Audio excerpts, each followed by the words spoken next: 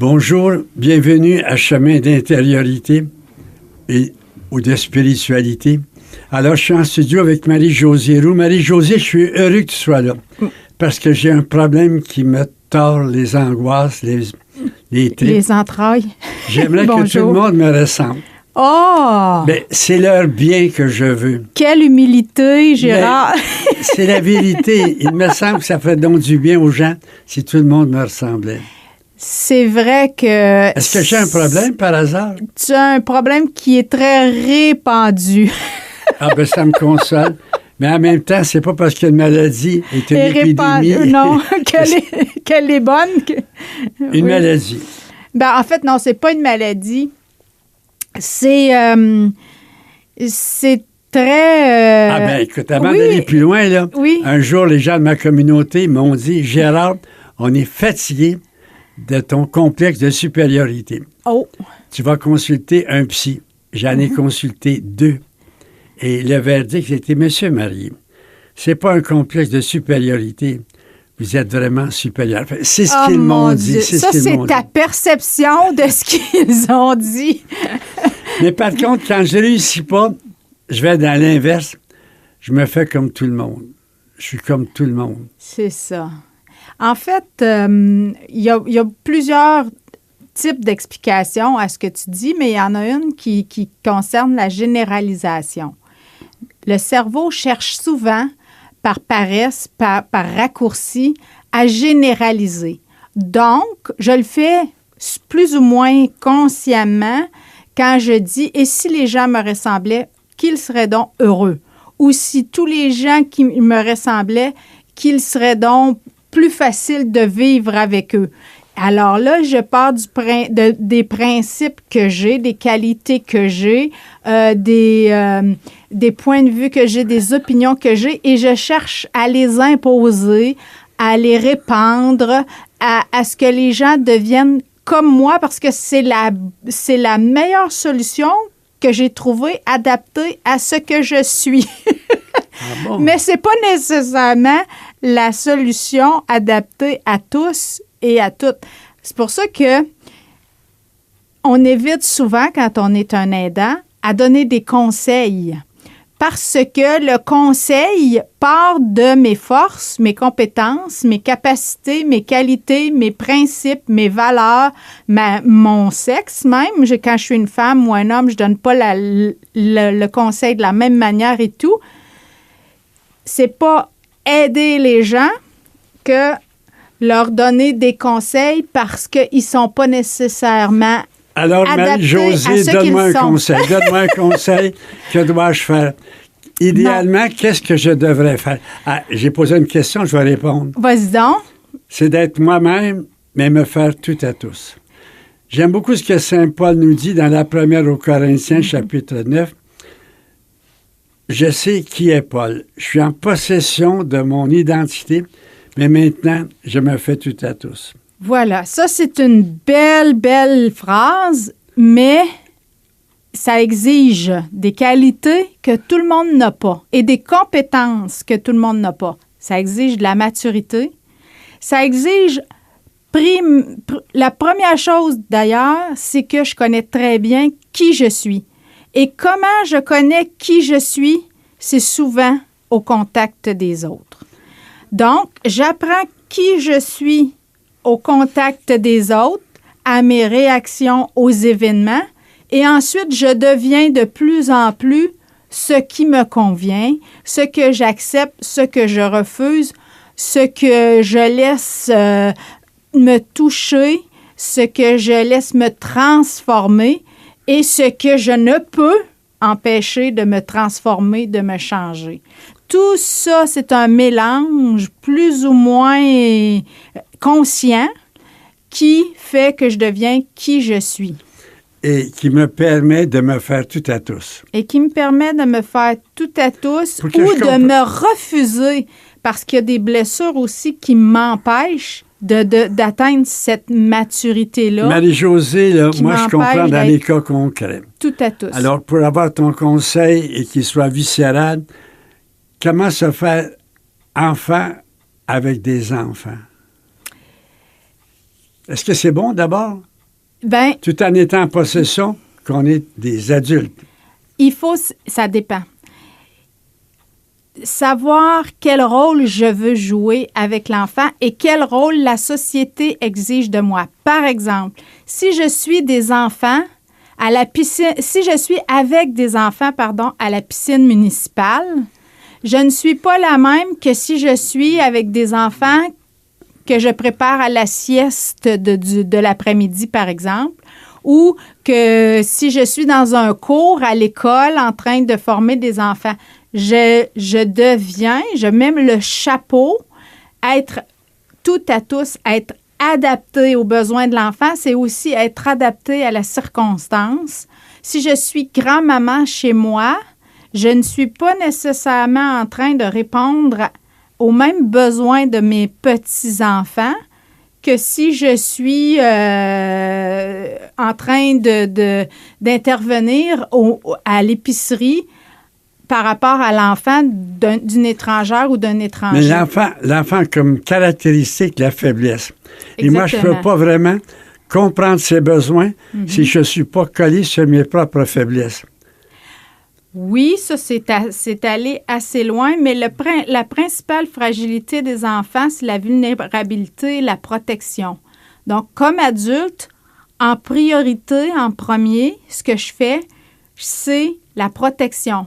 Assurer la sécurité des enfants, être à l'écoute de leurs besoins de sécurité, de protection, puis ensuite les besoins alimentaires, vestimentaires, de logement, tout ça, bon.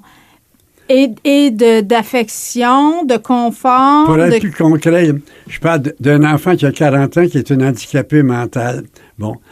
Moi, je ne peux pas entrer vraiment dans son jeu, entre guillemets, si je ne suis pas proche de mes propres fragilités. Exactement. Alors, c'est ça que j'appelle se faire tout à tout, se faire enfant avec les enfants, c'est-à-dire pour pouvoir entrer vraiment dans leur mystère et les aider à croître, je dois être proche de mes propres fragilités, les accepter et tirer le meilleur de mes fragilités. Les connaître.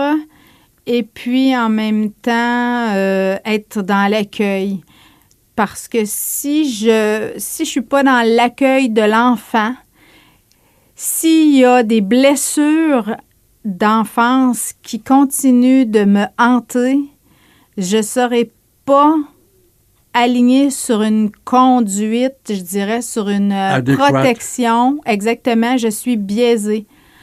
Durant mon cours à l'école, on me disait il faut choisir sa clientèle. Il y a des clientèles avec lesquelles un aidant, un professionnel aidant, ne peut pas intervenir à cause de tout ce qu'il a comme bagage de blessures, de noirceur, de difficultés.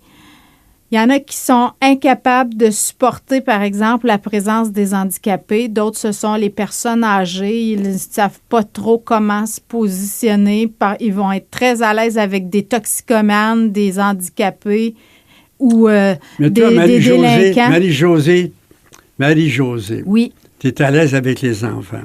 Je suis à l'aise avec les enfants. Tu les comprends de l'intérieur. Oui. Mais il faut que des fois, tu mettes de côté un peu ton chapeau de psy. Oui, il y a quelques trucs, je dirais.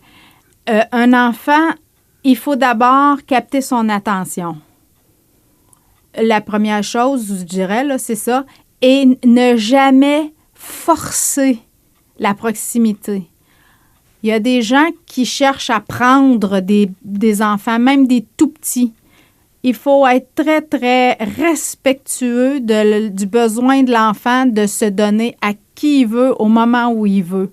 Et si un enfant refuse le contact, ça se voit dans son regard, dans sa position, souvent il pleure.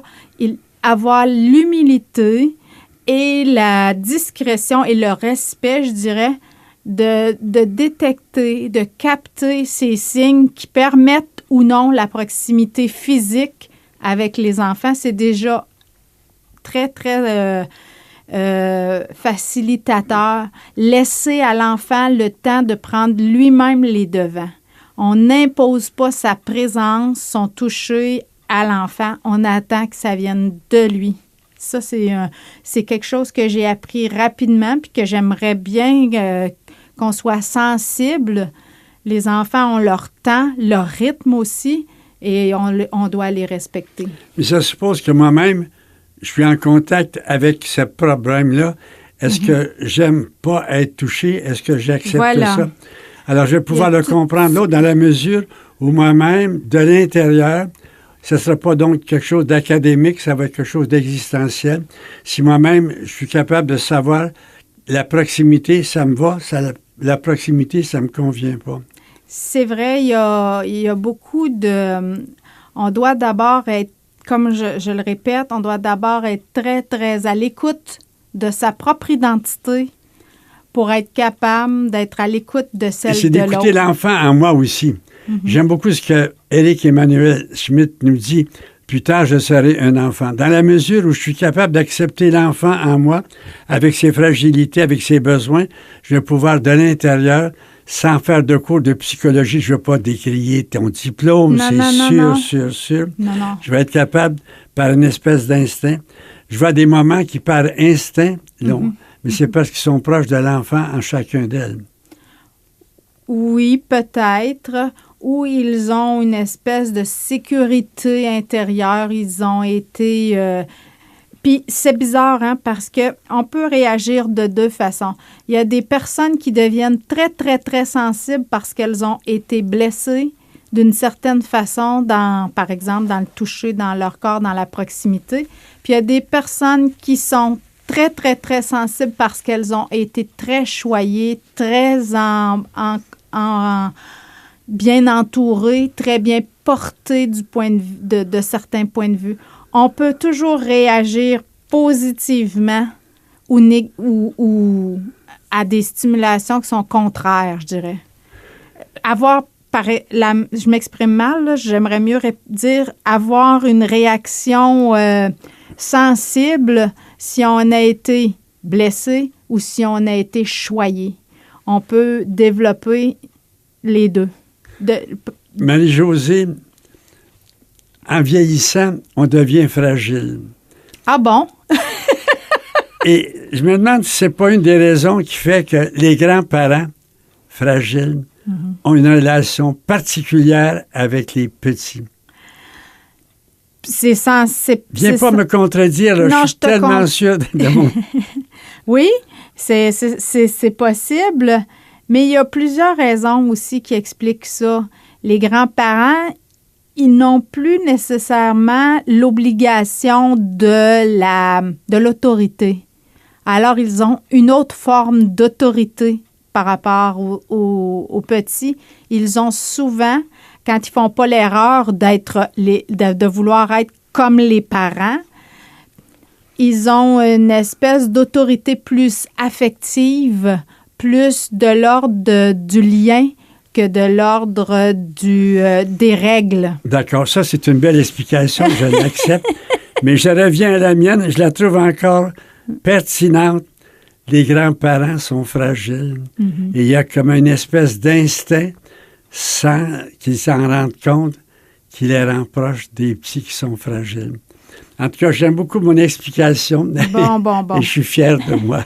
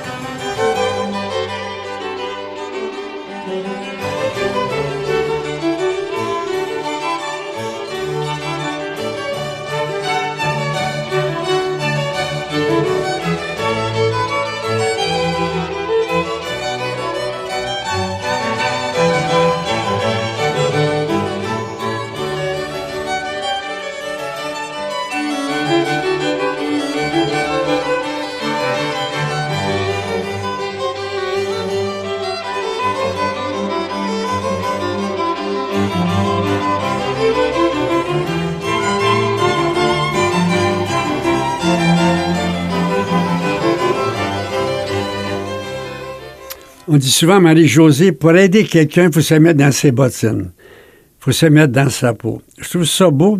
Alors, quand j'ai, comme toi, à être aidant de personnes qui ont des dépendances d'alcool, de drogue, peu importe, de jeu, tu dois te faire un peu comme eux pour pouvoir entrer du dedans dans leur expérience.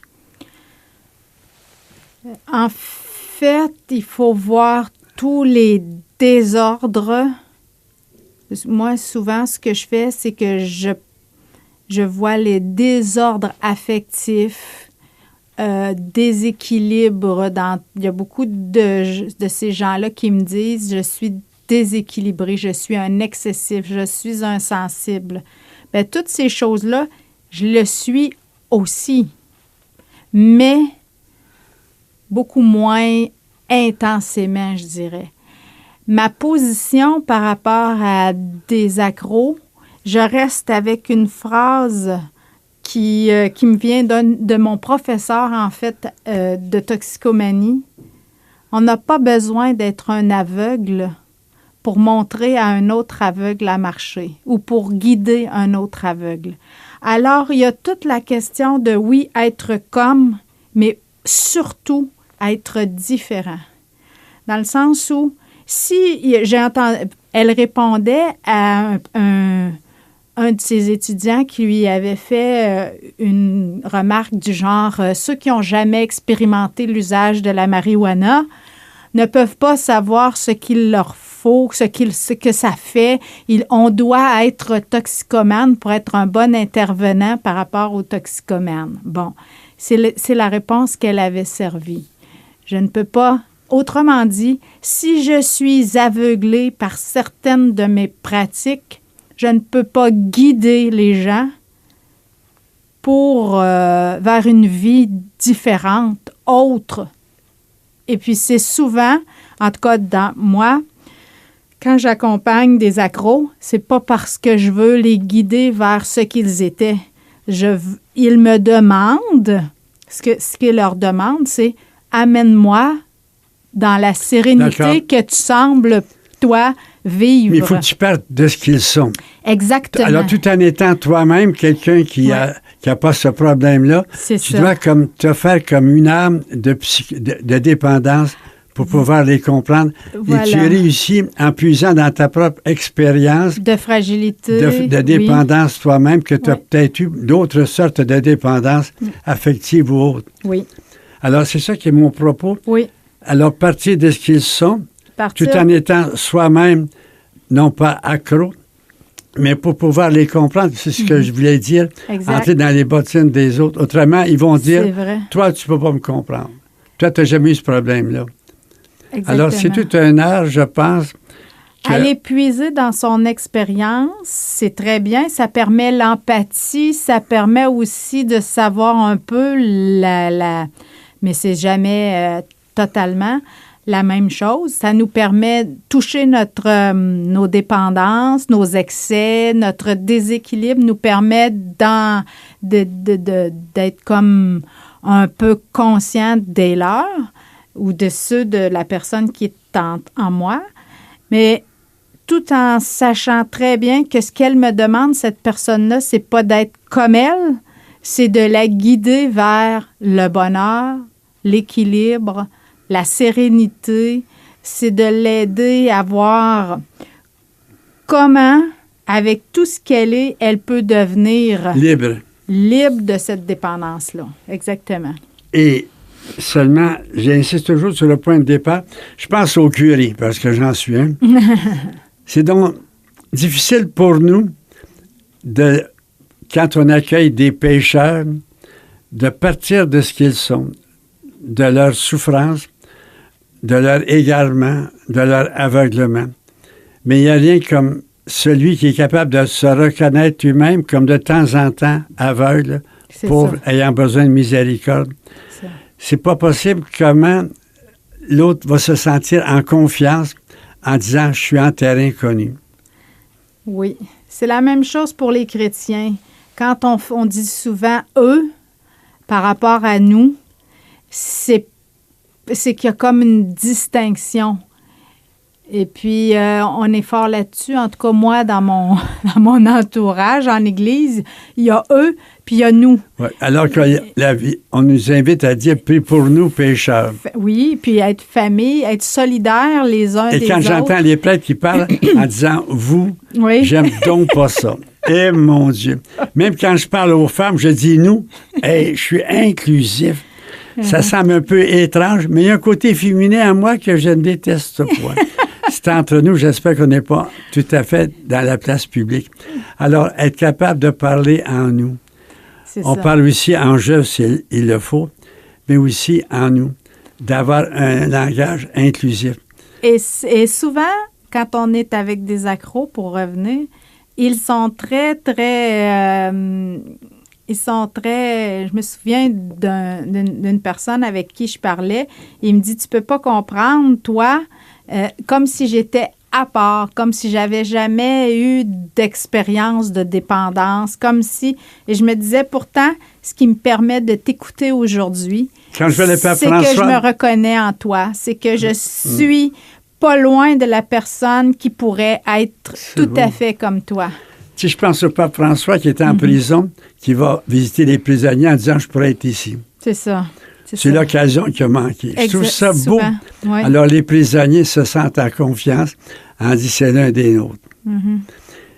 C'est toujours quand même de les emmener à se libérer.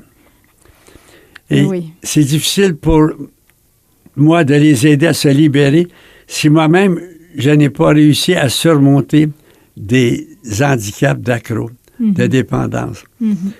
Oui, j'ai mes trucs, mais la meilleure, j'ai eu mes, tu sais, on part de nous, mais en même temps, il faut être très, très, très sensible à ce qu'ils sont, eux, et à ce qu'ils ne sont pas. La maladie mentale, souvent, accompagne les accros de longue date. Il y a des fragilités au niveau des... Il y a des habitudes, des comportements. Le cerveau est plus tout à fait aussi... est parfois atteint même et a développé des maladies qui ont besoin de médication et tout. Il faut être très, très... Tout en étant confiant, être très détaché des résultats. Si on attend d'eux qu'ils deviennent comme nous, on passe à côté d'une belle relation. Si on attend d'eux qu'ils soient un jour complètement différents, détachés de leur consommation, qu'ils arrivent à surmonter et qu'ils deviennent, je sais pas, moi, si on se fait une image de ce qu'on voudrait qu'ils soient, on va être frustrés, puis tôt ou tard déçus, parce que ils vont devenir ce qu'ils veulent bien. Autrement dit, on peut que les accompagner et être parfois aussi prier, ça c'est évident, mais aussi être simplement une main tendue, un appui pour un certain temps. Parfois, ils disparaissent complètement de nos vies. Il faut aussi rester tout à fait détaché à l'égard si je te comprends bien, Marie-Jo, il ne faut pas être accro des résultats. Exactement. Il ne faut pas s'attendre à ce qu'ils vont devenir X, Y, Z. Ils deviennent ce qu'ils veulent bien devenir. Parfois, ça dépasse nos attentes, puis parfois, ça peut être décevant. Mais moi, je pense que toujours, c'est leur vie. Puis il ne faut pas s'approprier leur cheminement ou leur vie. Et ne pas s'attendre à des résultats toujours positifs en regardant comment nous-mêmes, nous avons souvent l'art de revenir en arrière. Exactement. De prendre une fausse route. Des hésitations. C'est seulement quand on meurt, là, que là, on peut dire c'est définitif. Il n'y aura pas de retour en arrière. Exactement. Oui, oui. Mais Marie-Josée... On n'est pas à l'abri des errances. Toi, là, tu aides sans attendre trop des résultats? En disant ils vont être ce qu'ils sont? Oui, mais moi, ce qui me plaît le plus dans le fait de les aider, c'est que aujourd'hui, puis eux-mêmes, c'est eux qui m'ont appris ça. Parce que moi, je ne sais pas comment intervenir avec des accros. C'est eux qui me l'apprennent jour après jour. Comment être avec eux, comment être avec les accros en général, mais surtout comment être avec chacun en particulier. C'est eux qui vont m'apprendre dans quelle position je dois être pour les soutenir, les accompagner. Parfois, c'est même être très, très, très loin. C'est de ne pas être intrusive, c'est de les regarder, les respecter, puis d'attendre le moment où eux seront prêts à se confier ou à demander quelque chose ou à offrir quelque chose, parce qu'ils ont beaucoup à offrir aussi. Mais c'est eux qui déterminent le type de relation qu'ils veulent entretenir avec moi. J'aime beaucoup ce que tu dis, Marie-Jo, mais j'aime toujours ce que tu dis. Mais d'une façon un peu particulière, oui. On définit les pauvres des gens dont on n'a pas besoin. Ah oui, c'est ça. Alors, si toi, tu dis « ils m'instruisent, ils m'aident », tu viens de les sortir d'un gros problème. Oui. Puis vivre la relation au moment présent. En ce moment, il ne consomme pas. En ce moment, il est tourmenté, inquiet, anxieux, en besoin, en insécurité face à son désir de sobriété. Je l'accueille tel qu'il est à ce moment-là. Et moi, mon seul souhait, c'est qu'il soit le plus vrai possible à mon endroit, à mon contact. Parce que c'est comme ça qu'il va apprendre qui il est et c'est comme ça qu'il va m'apprendre comment je dois être avec lui, avec elle. Je suis impressionné quand tu dis... Puis là, je te le dis, puis je l'apprends de moi-même en même temps que j'essaie de le formuler parce que ça se fait sans que nécessairement on en ait conscience. Si je comprends bien, avant l'émission, tu ne savais pas, mais en parlant... Exactement. T'as tout compris. C'est ce que disait le philosophe Merleau-Ponty. C'est ça. On parle de ce qu'on ne connaît pas afin de le connaître. Oui. Marie-Josée... Ça se fait tout à fait naturellement. Alors, ça. Marie-Josée remercie Radio Ville-Marie qui te permet de te comprendre. Merci, chers auditeurs. Il ne faut pas se décourager. On va continuer l'émission, mais après une petite pause. Oui.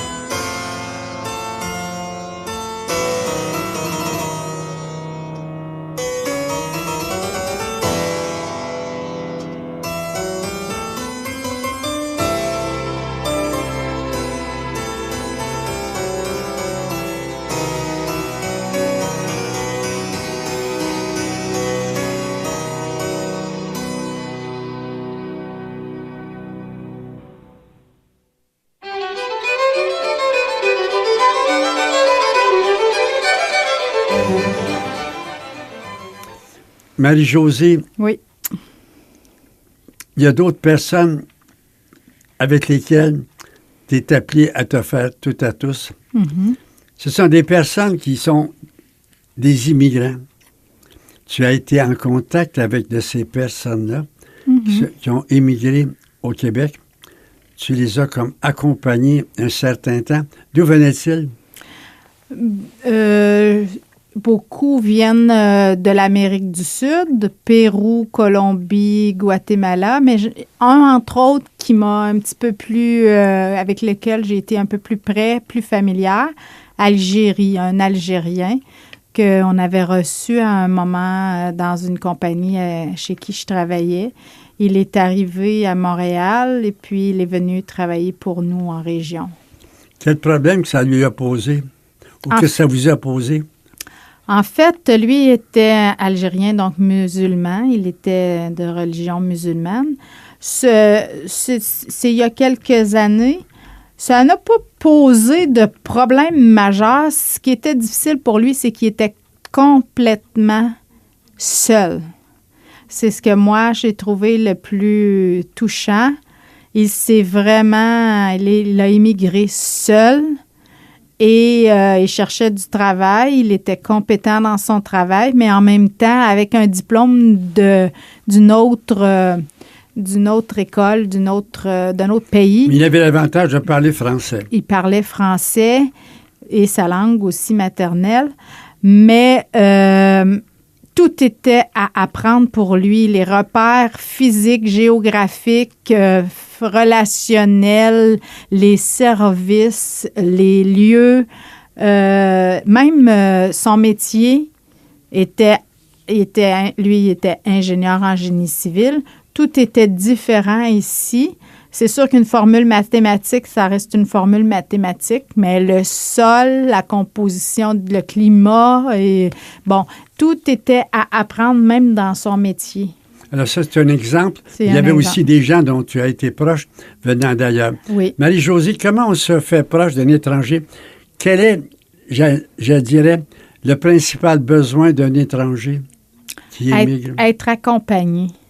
Nous, on l'avait reçu dans le cadre d'un travail, mais vous savez, il ne savait pas où était l'épicerie ici, il ne savait pas comment fonctionnaient les transports en commun, il n'y avait pas de permis de conduire, il y avait tout ça, là, c'est comme si tu le prends à 5-6 ans, puis tu réapprends la vie en société, en culture et tout. Comment se faire immigrant avec les immigrants? C'est de penser, et moi, si j'arrivais seule dans un autre pays, j'aurais besoin de quoi, de qui, comment, pourquoi, puis de quel besoin, de quelle nature sont les besoins qui pourraient me venir. Je me souviens d'une femme qui est arrivée ici aussi, française, il y a quelques années, qui s'était présentée à une amie en pleurant, en disant je suis venue pour rencontrer un Québécois, ça fonctionne pas, là, je suis mal prise. Tu sais, bon, on l'a accueillie, on était quelques femmes autour d'elle. Elle est repartie dans son pays, mais le temps qu'elle trouve un endroit pour elle, il faut lui offrir la sécurité d'un logement. Moi, ce qui pourrait m'aider à accueillir des étrangers, c'est que je me sens, à ma foi, étranger dans ma propre famille, parmi les miens. Mm-hmm. J'ai l'impression de débarquer d'une autre planète ou de débarquer dans une autre planète. C'est vrai. Tellement les choses ont changé. Me sentir étranger aussi devant des spécialistes du téléphone intelligent comme toi, c'est pas possible comment je suis un dinosaure, un passé date, un périmé, et je me sens comme étranger. Non, on n'a qu'à penser aussi à tous les deuils, les changements qu'on fait quand on passe d'une ville à l'autre, quand on passe d'une maison à une maison d'accueil où on vivait relativement sous certaines conditions, puis qu'on arrive dans des conditions totalement étrangères, il faut s'adapter, il faut trouver ses repères, connaître les codes des établissements où on s'en va. C'est comme ça qu'on réussit à comprendre un peu les immigrants qui arrivent ici. Imagine quand en plus ils ne savent pas la langue, là, il faut trouver les moyens de communiquer avec eux. Par des Moi, ce qui m'aide, c'est mes souvenirs de voyage quand je suis débarqué au Japon. Aussi. Et mon Dieu! Pour le menu, on m'a montré des photos. Ah, mon Dieu! Ouais. J'ai mis le doigt sur un menu. C'était 3 tranches de l'or avec des baguettes. Là, j'ai pensé à ma mère. C'est ça qui arrive. Une autre fois, je mets le doigt sur quelque chose d'autre. C'était du poisson. Il l'a mis dans l'assiette. Il a sauté à côté. Ça veut dire qu'il était trop pas cuit. Là, ça m'aide à comprendre ceux qui débarquent au pays. Ah oui, c'est sûr que c'est et qui n'ont vraiment... jamais goûté des crêpes au sirop d'érable. Voilà. Alors, c'est de se souvenir des moments où on a été nous-mêmes étrangers. Oui. Soit en voyage, soit par un milieu qui ne nous comprend plus. Moi, ça m'aide beaucoup en disant, je ne peux pas les juger en disant « bande de niaiseux ». Ben non. L'autre Mais non, jour, au contraire. j'ai été témoin d'un Français qui est débarqué chez nous et quelqu'un, pour l'aider à se comprendre, a dit à un moment donné « ça n'a jamais dans le coude ». Tu comprends? L'autre est tombé en bas de sa chaise. Pardon? Et Non, c'est mais toujours c'est les ça. souvenirs. Oui. Quand à Paris, j'étais écarté, j'ai dit à un policier, je suis écarté. Mais il dit, monsieur, ne restez pas comme ça. Alors, c'est de ça, comprendre. c'est du français et du français. Imagine quand c'est du français et une autre langue. C'est vraiment, c'est ça. Alors, pour s'aider à comprendre les immigrants, se mettre voir dans la nous-mêmes peau. par nos souvenirs, Mm-hmm. par nos expériences d'étrangers dans notre propre milieu, comment on réagit. Une autre chose, c'est ne pas simplement chercher à leur présenter qui nous sommes, mais leur laisser aussi la possibilité de nous présenter qui ils sont et de nous laisser présenter, de nous laisser, leur laisser la possibilité de changer nos pratiques d'une certaine manière, par exemple alimentaire, faire des échanges, des repas où chacun partage la culture l'un de l'autre. Être pas seulement des accueillants, les immigrants, mais les laisser aussi changer des choses dans nos vies, modifier des comportements, s'adapter un peu aussi à ce qu'ils sont. Ça peut être une richesse pour nous. Et voilà, ils nous enrichissent de leur culture. Autant que nous sommes heureux de leur présenter la nôtre, autant ils sont heureux de changer un peu la nôtre. Moi, cette amitié-là avec lui, ça a changé un peu ma vie. Quand il est retourné en Algérie, il s'est marié. On a accueilli ensuite sa femme. Ils ont eu les 3 enfants. Je suis restée près d'eux durant tout le temps de les 10 premières années, je dirais, de leur séjour ici. Ça a été pour moi une belle amitié. Dans la Bible, on dit « accueille les étrangers en te souvenant que toi-même, tu as déjà été en Égypte un étranger. » C'est pas possible comment ce retour en arrière peut nous aider à accueillir sans juger, à être des hommes et des femmes d'hospitalité. En se souvenant qu'il y a des gens qui nous ont déjà accueillis. Exactement. Soit en faisant de l'autostop, par exemple, des étrangers qui nous ont recueillis et qui nous ont amenés à une auberge quelconque. C'est quelque chose de se souvenir que nous-mêmes, un jour ou l'autre, nous avons été étrangers et que nous avons dû avoir besoin d'hospitalité. Mais c'est toujours difficile pour nous de ne pas imposer nos façons de voir, nos façons de vivre en disant, vous devez...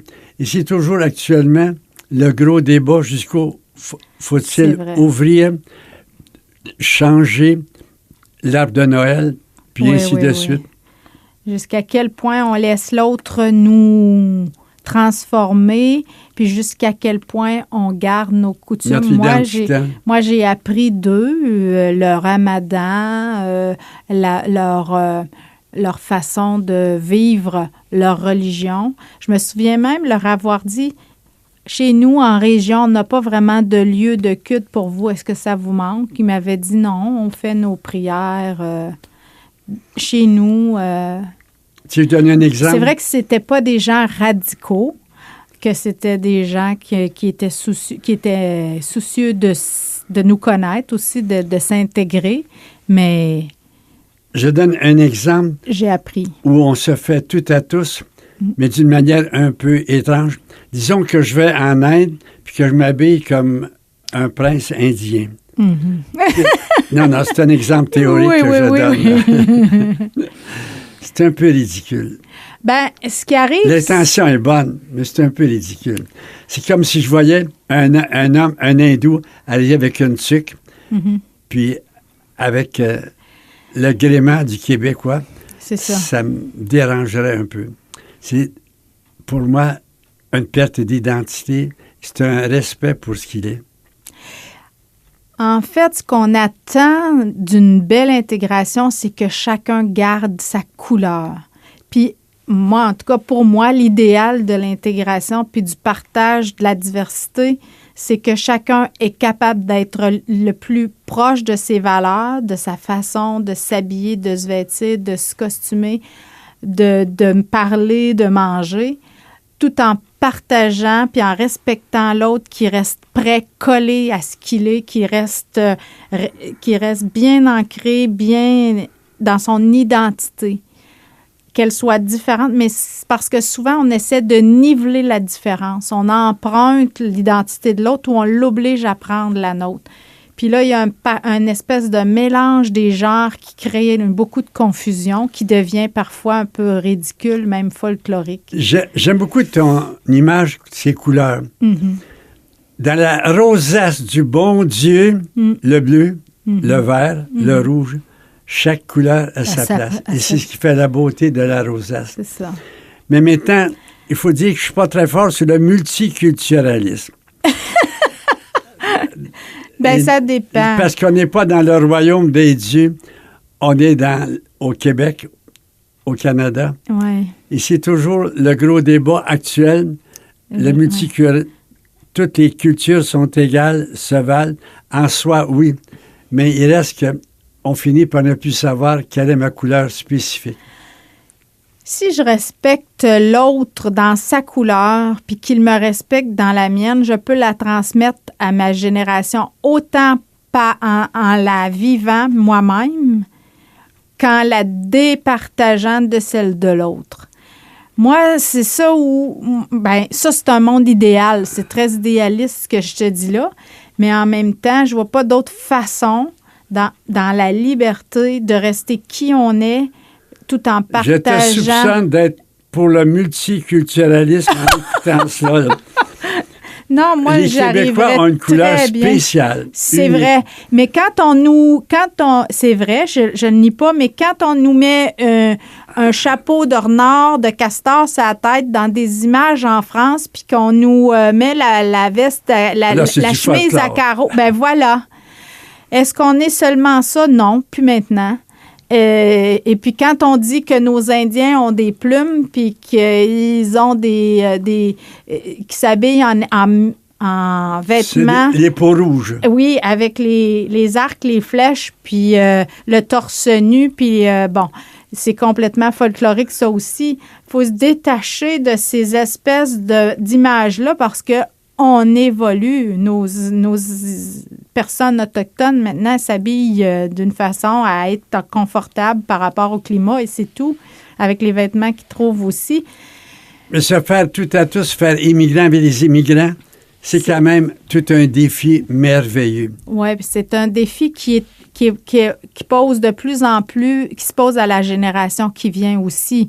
Comment rester soi-même en partageant un territoire, en accueillant la différence, en étant aussi capable de partager des lieux, partager la culture, partager l'alimentation. Les jeunes sont sensibles à tout ce qui vient des autres cultures, à partager les épices de l'Inde, les parfums, les goûts. Quand je pense à des écoles à Montréal, entre autres, où il y a plus d'étrangers que de gens du pays, on est engagé dans cette voie-là. De plus en plus. On n'a pas le choix d'accueillir, mais le problème, c'est tout un art d'accueillir tout en restant soi-même. Exact. Ça veut dire que nous avons creusé notre propre identité pour être sûr de ne pas devenir n'importe qui. Mais mon Dieu, quand je pense à ça, qu'on est donc loin de l'école du 5e rang à Drummondville. Où tout le monde pensait pareil, vivait de la même façon, mangeait les mêmes repas de maison en maison. Ça change. Et je dois m'adapter à ça et me faire moi-même un peu immigrant. Sans trop de nostalgie non plus, parce que le temps qui vient est aussi... Ah, c'était le bon temps quand même. Bon. Mais nos enfants diront ça, eux aussi. Et quand je regarde ces immigrants et d'essayer de découvrir les motifs pour lesquels ils ont émigré, c'est quand même toute une expérience pour ne pas les juger. Oui. On va continuer notre petite émission. On annonce le prochain Dépendance et proximité. Toi, Marie-Josée, tu as donc voulu avoir des enfants, mais quand tu rencontres des couples qui voudraient en avoir puis qui n'en ont pas. Je te laisse un temps pour réfléchir.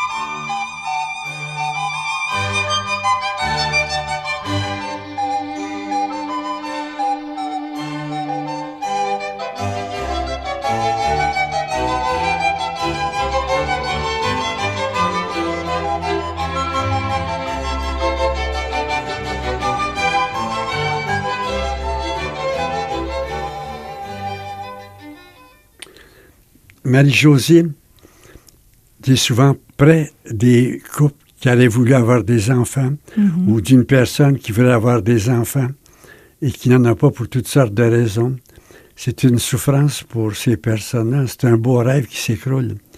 Alors toi, tu as toujours voulu avoir des enfants puis tu n'as eu. Comment tu vas comprendre ce beau monde-là? Ben, les comprendre... c'est facile parce que j'ai mes propres stérilités. Il y a des choses en moi qui auraient aimé vivre qui n'ont pas pu. Par exemple, la solitude. J'ai été interpellée, moi, pour être une religieuse. Tu sais, un temps, j'ai réfléchi sérieusement à la possibilité d'être une religieuse. Mais cet appel, cette vocation-là que je sens qui aurait pu facilement me convenir. Cette communauté? J'aurais peut-être été une Ursuline, mais je connaissais aussi très bien les religieuses Notre-Dame du Perpétuel Secours à Saint-Damien. Ça m'appelait l'enseignement. C'était 2 communautés de religieuses enseignantes. Les jeunes, la vocation auprès des jeunes. Je me serais très bien vue, mais je ne serai jamais une religieuse parce que j'ai choisi d'être une mère de famille. Alors, je porte ma propre stérilité. Ma vie religieuse, elle ne sera jamais. Mais je laisse vivre en moi toute cette dimension religieuse du mieux que je peux. En même temps, je peux comprendre certaines personnes qui ont des désirs, ont des projets qui sont un peu contrecarrés par toutes sortes d'événements. Il y a certainement des gens qui ont changé de profession, qui n'ont pas pu nécessairement porter du fruit là où ils croyaient avoir des dons, des compétences, des charismes. Je partage ça aussi avec eux. Maintenant, tu dis, tu as eu des enfants, il y a des personnes célibataires autour de toi. Moi, j'ai eu des enfants, mais souvent, je me suis dit, je ne peux pas être la seule personne avec leur père, les seuls, puis l'entourage familial. On ne peut pas être les seules personnes de référence pour ces enfants-là. J'ai cherché durant toute leur éducation, durant tout le moment où ils ont été enfants, à les mettre en contact avec toutes sortes de gens bien différents de ce que j'étais moi, de ce qu'était leur père, puis de ce qu'était notre milieu familial. De sorte que toi-même, prêtre, tu es comme le grand-papa d'une certaine manière de mes enfants. Ils te considèrent beaucoup, ils t'apprécient, ils t'aiment. Je pense qu'avec cette espèce de partage, tu as pu être un peu grand-père, toi, par mes enfants, et mes enfants ont pu être un peu portés par cette part de toi qui avait envie de vivre avec eux. C'est ça, beau. c'est très... Je te remercie beaucoup, Marie-Jo. Non, mais c'est vrai, je l'apprécie. Et ça t'aide à dire à ceux qui n'ont pas d'enfants, vous pouvez peut-être être parents porter d'une du autre fruit, manière. exactement. Être parents d'une autre manière. On pense qu'il y a certaines parts en nous qui sont comme stériles, mais on serait étonné de savoir ou de voir qu'en étant très ouvert, pas besoin de chercher très longtemps, on peut partager. Moi, j'avais le souci, que mes enfants ne soient pas repliés sur eux, qu'on ne soit pas une famille qui s'autosuffit, très ouverte. Tu sais, je pense... Beaucoup d'adultes ont été significatifs dans quand je donne des conférences sur la paternité, je me dis, tout le monde ici a des enfants. Exactement. Vous avez pris soin de votre père vieillissant. Oui. D'une tante vieillissante. D'un enfant. Vous avez donné de la vie, de l'enthousiasme à des jeunes qui étaient en panne d'idéaux. Alors, moi, je suis sûr que tout le monde est parent, a enfanté, a donné la vie à des enfants. C'est ça. Mais pas d'une manière biologique. Mais cette nouvelle manière, elle n'est pas nécessairement inférieure. Puis ça, on le voit dans des amitiés. Il y a des amitiés qui nous permettent d'être tout à fait, je dirais, donner des fruits inimaginables. Il y a des implications artistiques, culturelles, sociales, relationnelles qui nous permettent d'exploiter des zones en nous qu'on croyait qu'il n'y aurait jamais la possibilité de s'exprimer. Moi, je trouve que la plus belle façon d'être tout à tous, c'est d'être ouvert, curieux et surtout avoir le souci de trouver dans chaque lieu, dans chaque milieu où on passe, la façon d'être... De donner la vie. Moi, quand je vois des gens qui m'entendent dire qu'ils ont donné de la vie, qui sont parents, des fois, je les vois pleurer. Le désir de donner la vie est tellement profond en chacun de nous. Pour prolonger notre condition d'être mortel, mais aussi pour partager le débordement de l'amour. Je trouve ça très beau de pouvoir reconnaître la beauté de ce désir de donner de la vie. Mais ce n'est pas toujours possible d'une façon biologique. Il y a d'une autre manière. Il y a beaucoup d'autres manières. Et quand je vois les gens réagir en voyant comment ils ont donné la vie, comment ils donnent la vie, c'est pour eux une consolation immense. Tu sais, Dieu est donneur de vie. Il nous a fait à sa ressemblance. Et c'est pourquoi ce besoin de donner la vie est tellement... Et y renoncer, c'est un sacrifice immense. Mais on peut le compenser. On peut le faire autrement. C'est ça. Puis les êtres dont on se souvient, dont on se rappelle le plus actuellement, ce sont les gens qui ont su, à cause de porter la vie d'une certaine manière jusqu'à la fin. Je pense aux disparitions d'enfants. Là, tout le monde se sent un petit peu parent de ces enfants-là. Quand on cherche des enfants qui sont portés disparus, là, comme ça arrive ces jours-ci, on se dit tous, que si j'étais capable, si je peux faire quelque chose, je vois tout le mouvement, ça circule l'information, on est inquiet, on est en communion, en communication avec les parents, les grands-parents. C'est quand un enfant est perdu, un ado est perdu, c'est beau de voir comment il y a une mobilisation de toute la ville. Exactement. Tout le monde se sent un peu cet enfant-là parent. devient l'enfant de tout le monde. Exactement. Je te remercie beaucoup, Marie-Josée, d'avoir pris part à cette émission. Merci. Merci de m'avoir donné l'occasion d'être à tous. Il y a une petite annonce que je voudrais vous faire. Il va y avoir un encamp bénéfice au profit du centre Emmaüs des Bois-Francs. Et c'est le dimanche, le 8 avril, à 13h30. Dimanche, le 8 avril. Et c'est au profit du centre Emmaüs, il va y avoir une vente d'œuvres d'antiquités, d'objets décoratifs, d'œuvres d'art, de tableaux. En plus de 150 lots de catalogues de www.cebf.org. Alors, pour toute information, on communique avec Martin Yel, 819-740-7117. 740-7117.